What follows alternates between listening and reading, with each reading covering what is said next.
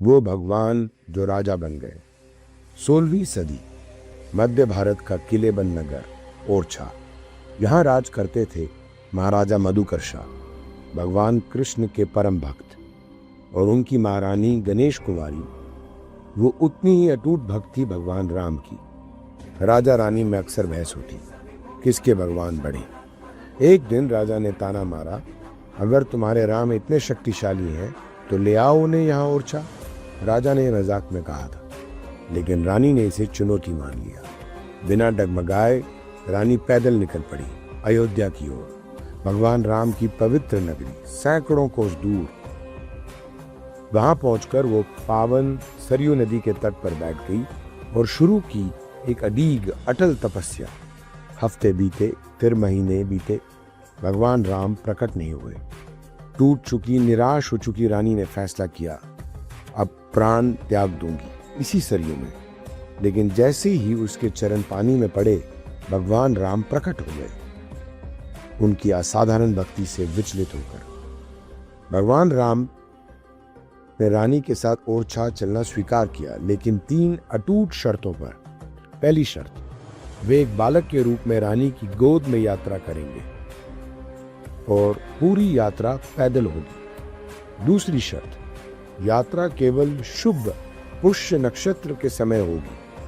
तीसरी शर्त और सबसे अहम, रानी जहां उन्हें रखेंगी वहीं उनका स्थान होगा, फिर कभी उन्हें वहां से हटाया नहीं जा सकता। और सबसे महत्वपूर्ण बात, ओरछा में उनके साथ किसी मंदिर के देवता जैसा व्यवहार नहीं होगा, बल्कि सिंहासन पर विराजमान राजा जैसा सम्मान मिलेगा। रानी ने ओरछा संदेशा भिजवाया। महाराजा मधुकर शाह अब पश्चाताप से भरे हुए थे।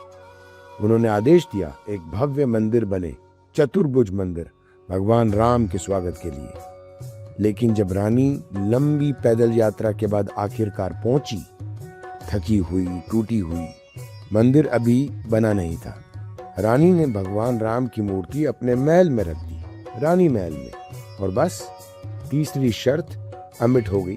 भगवान राम को अब कभी वहां से हटाया नहीं जा सकता था। महाराजा मधुकर शाह ने वो किया जो किसी राजा ने पहले नहीं किया। उन्होंने स्वेच्छा से अपना मुकुट और अपना राज्य भगवान राम को समर्पित कर दिया।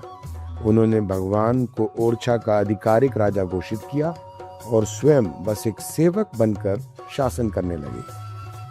आज भी भगवान राम ओरछा के राजा हैं।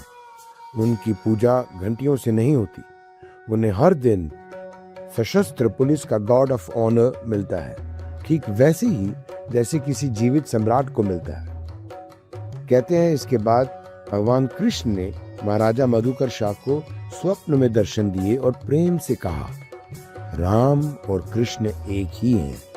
राम का सम्मान करके तुमने मेरा ही सम्मान किया है। एक रानी की भक्ति, एक राजा की विनम्रता और एक भगवान की कृपा, जिसने स्वर्ग से उतरकर एक मानव सिंहासन पर विराजना स्वीकार किया। यही है कहानी राम राजा मंदिर ओरछा की।